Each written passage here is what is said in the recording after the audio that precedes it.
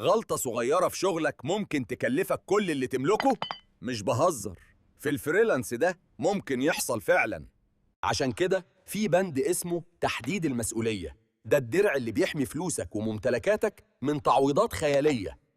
أول نقطة، سقف التعويض من غيره العميل ممكن يطلب ملايين، لكن بالبند ده أقصى خسارة فورة قيمة العقد بس. تاني نقطة، الأضرار غير المباشرة، لو السيستم وقع والعميل خسر مبيعات أنت مش مسؤول عن خسارته. بند التعويض ممكن يخليك تدفع عن الشركة لو اتقاضت بسبب شغلك.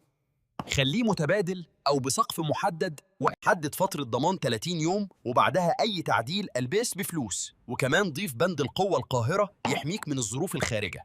بس خلي بالك، القانون ما بيحميكش لو في غش أو إهمال جسيم، ساعتها مفيش بند هينقذك. وأهم جملة، Total liability shall not exceed total fees paid، دي اللي بتحمي بيتك مش بس شغلك. حصل معاك موقف شبه ده قبل كده؟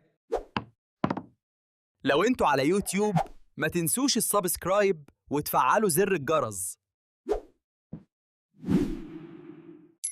ولو على تيك توك ما تنسوش فولو وريبوست. ولو على فيسبوك لايك وفولو. أشوفكم الحلقة الجاية. سلام.